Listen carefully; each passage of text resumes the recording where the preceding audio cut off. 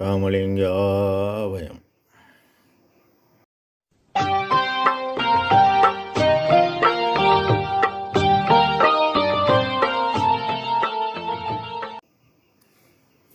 அருட்பெரும் ஜோதி அருட்பெரும் ஜோதி தனிப்பெரும் கருணை அருட்பெரும் ஜோதி எல்லா உயிர்களும் இன்புற்று வாழ்க. வள்ளல் மலரடி வாழ்க வாழ்க. திருச்சிற்றம்பலம். அருட்பெருஞ்சோதி ஆண்டவரின் பரிபூரண அருளை பெற்ற அருட்பிரகாசம் பெரும்பானின் திருவடிகளை மனமொழி மெய்யால் போற்றி பணிகின்றேன் தயவுடன்.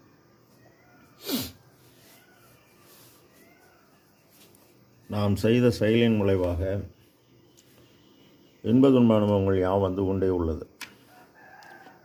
அவ்வாறு வருகின்ற துன்பம் யாவும் பொறுத்து எல்லா உயிரும் இன்பமாக வாழ எண்ணி நாம் செயல்பட்டாலே நமக்கு ஆன்ம லாபம் கூடும். நம் பெருமான் உற்றது உரைத்தல் என்ற தலைப்பில் 9வது பாடலில் அகத்தே கருத்து புறத்தே விழுத்திருந்த உலகர் அனைவரையும் சகத்தே திருத்தி சன்மார்க்க சங்கத்தை அடைவித்திட அவரும் இகத்தே பரத்தை பெற்று மகிழ்ந்திடுவதற்கு என்றே என இந்த உகத்தே இறைவன் வருவிக்க விட்டேன் அருளை பெற்றேனே என இப்பாடலை பதிவு செய்கின்றார். நம் பெருமான் அகம் என்பது ஆன்மா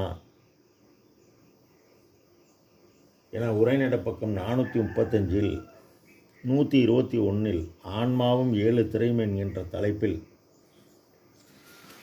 இந்த பௌதிக உடம்பினில் இருக்கின்ற நீ யாரெனில் நான் ஆன்மா சிற்றணு வடிவனன் மேற்படி அணு 1000 கோடி சூர்யா பிரகாசமுடையது லடாசானம் இருப்பிடம் புருவமத்தி சிற்றம்பலம் 1/4 பங்கு பொன்மை 3/4 பங்கு வெண்மை கலந்த வண்ணம். இப்படிப்பட்ட ஆன்ம பிரகாசத்தை மறைக்க மாயா சக்திகளாக 7 திரைகள் உண்டு என பதிவு செய்கின்றார். மேலும் இந்த ஆன்ம ஒளியாக இறைவன் எல்லா உயிரும் நீக்கமர நிறைந்துள்ளான் என்பதை தன் இறை அக அனுபவமாக அகவொளியில் உயிரலாம் பொதுவில் உளம்பட நோக்குக சேரலாம் விடுகன செப்பிய சிவமே எனவும் பயிர்பொரு கரண பரிசுகள் பற்பல உயிர்த்திரள் ஒன்றென்று உரைத்தமை சிவமே எனவும் உயிருள் யாம் எம்முள் உயிர் இவை உணர்ந்தே உயிர் நலம் பரவுக என்று உரைந்த சிவமே எனவும் பதிவு செய்கின்றார்.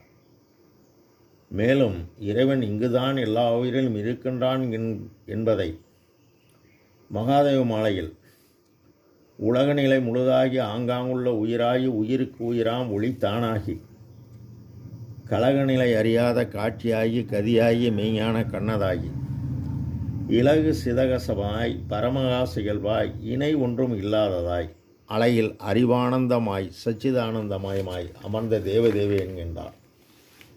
இதற்கு முன் இயற்கை உண்மை கடவுள் அகம் எனும் ஆன்ம ஒளியாகிய ஆன்ம அறிவை கொண்டு கடவுளை அறிந்து அம்மயமாகுதலை முன்பே உள்ள சான்றோர் யாருக்கும் வழங்கவில்லை. ஆனால் அந்த அகத்தை எல்லோருக்கும் காட்டினார். சான்றாக உருவத்து இடைவெளி நெற்றிக்கு நடுவே உற்று உற்று பார்க்க ஒளிவிடு மந்திரம் பற்றுக்கு பற்றாய் பரமன் இருப்பிடம் திரு சிற்றம்பலமென தெரிந்து கொண்டேனே என்கின்றார் மகரிஷி.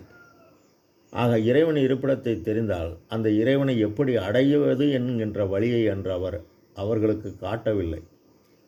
ஆனால் பெருமானுக்கு 23,867 பின் இதனை எவ்வாறு பெறுவது, இந்த கடவுள் நிலையறிந்த அம்மயமாகுதல் எவ்வாறு என்பதை நம் பெருமானுக்கு இறைவன் உணர்த்துகிறார். அதனால்தான் நம் பெருமான் அகத்தே கருத்து என்கின்றார். ஆக புறத்தே வெளுத்து என்பது அழுக்கு துணியை வெளுத்தால் தூய்மையாகும். அதுபோல காட்டின் ஏக்கமாகிய மனத்தை அஷ்டாங்க யோகம் மூலம் தவம் இயற்றி 6 ஆதாரம் கடந்து நிராதாரம் அடைந்தனர். இது முழுக்க காற்றின் இயக்கத்தால் மனத்தை வென்ற நிலை. மனமது செம்மையாகி மனத்துக்கண் மாசிலன் ஆகி பெற்ற நிலை. இதை பெற்றவர் கோடான கோடி சித்தர்கள். மனமென்ற உலகரணை வரையும், சகத்தே இந்த உலக மாந்தரணை வரையும். மாந்துதல் என்றால் அனுபவம் பெறுதல். திருத்தி ஆன்மீகத்தில் உள்ள குற்றங்களை மருவி உயர்ந்து ஆறு அந்தமும் கடந்து கூறும் ஆறாம் திருமுறை. அதாவது திரு என்பது என்றும் நிலைத்த, அருள் என்பது இயற்கை உண்மை கடவுளின் தயவு, பா என்பது பாமாலையாகும். ஆக திரு அருட்பா என்பது என்றும் நிலைத்த இயற்கை உண்மை கடவுளின் தயவு பாக்களை கூறும் நூலாகும். அப்பேற்பட்ட ஒரு பெரிய நூலை வழங்கி அதன் மூலமாக சன்மார்க்க சங்கத்தை அடைவித்து எவ்வாறு அடைவது என்பதை யுவகாருண்ய ஒழுக்கம் 3 பகுதிகள் வழங்கியுள்ளார்கள். அடை என்றால் கோழி அடைகாத்து சுத்த உஷ்ணத்தால் குஞ்சு வெளிவரும். அதுபோல சன் என்பது ஒளி, அறிவு, தெளிவு. மார்க்கம் என்பது பாதை. இந்த வழியாக அகத்தே ஒளிநெறி வழி பயிற்சி செய்ய செய்ய சங்கம் கூடுமிடம். எங்கு கூடுகிறது? காற்றின் இயக்கத்தால் ஆற்றல் பெற்று ஒளி இயக்கமாகிய அறிவுடன் நமது புருவ நடுவு, அதாவது சிற்றபையில் கூடி அடையக்கூடிய வழியை எவ்வித ஒளிவு மறைவுமின்றி துறை இது, வழி இது, நீ செய்யும் முறை இது என மொழிந்தமை துணையாகி இயற்கை உண்மை கடவுள் எல்லா உயிரும் இன்பமடைதல் பொருட்டே இந்த தயவு நெறியாகிய, திருநெறியாகிய, அருள் நெறியாகிய, கடவுள் நெறியாகிய, கடவுளை காட்டிய நெறியாகிய, கடவுளை அடையக்கூடிய நெறியாகிய சுத்தசன்மார்க்கத்தை எல்லோரும் சேர்ந்து அவர் அருளை சேர்ந்தால் அவர் அருளை வழங்க அவர் தயாராக உள்ளார். அவ்வாறு தயாராக உள்ளவரிடம் இவ்வுலகத்தில் வாழும் பொழுதே அந்த மேலான வாழ்வை பெற்று உலக வாழ்விலே தயவு நெறிவுடன் செயல்பட்டு பரமாகிய பேரின்ப பெருவாழ்வை பெறலாம். இதற்கு சான்றாக மரணமிலா பெருவாழ்வில் வாழ்ந்திடலாம் கண்டீர். புனைந்துரையேன், பொய்புகளேன், சத்தியம் செய்து சொல்கின்றேன் என்கின்றார்.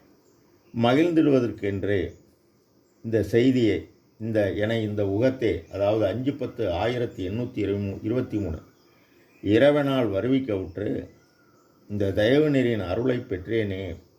பெற்று அருளை பூரணமாக பெற ஜீவகாருண்ய ஒழுக்கம் 3 பகுதி வழங்கியுள்ளார்.